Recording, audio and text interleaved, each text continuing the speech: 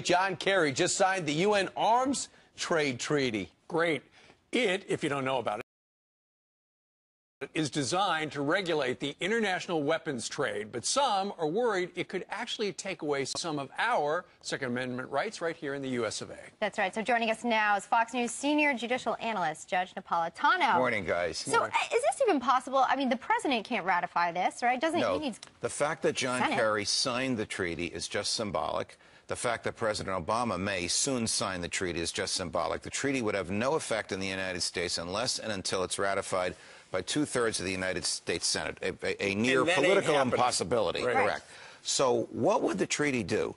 The treaty might affect the ability of importers in the United States to import from other countries certain amounts of ammunition and weapons. But the treaty could not affect your right to keep and bear arms in this country, because that is guaranteed in the Second Amendment, and a treaty cannot trump an express guarantee in the Constitution. Until we get that world government But you know something, Brian? The people that are behind this treaty want that world government, and in their minds, this is a step toward it. You mean controlling ammo, controlling the amount that's available, eventually controlling the market? Eventually controlling all of us. Sure. Yes. World government. That's the value set of John Kerry, Barack Obama, and their allies in Europe who pushed this treaty. Well, where has the worry come that, if this goes through, and John Kerry signed it yesterday, I'll tell you, that our Second Amendment rights could be infringed? The worry has come from language in the Constitution, which says that a treaty supersedes federal law.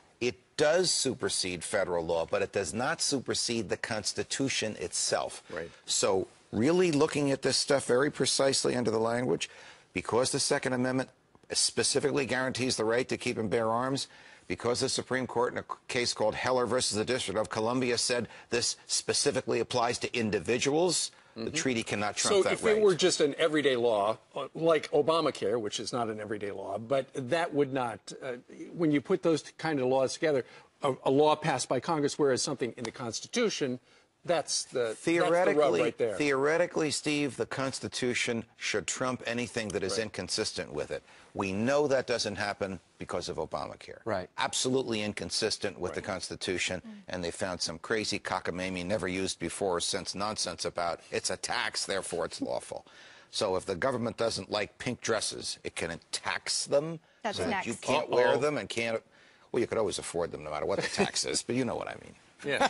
But this domestically, this has a bunch of people riled up. So what would be the next step then here? I mean, what do you think? The president would need to refer it to the Senate. And in my view, and the view of those of us who watch this stuff for a living, it will never even get out of a committee. So not only would the Senate not ratify it, then won't even be a vote on this. Harry Reid, for all of his craziness on a lot of other issues, knows he'd lose his job if he allowed, because he comes from a very pro-gun state, if he allowed this thing to be voted. And the big story that no one ever talks about is the reason why gun legislation doesn't get passed is not because of Republicans, because Republicans and Democrats don't want it, including Harry Reid. And because it's a natural guaranteed right that the Congress can't interfere with.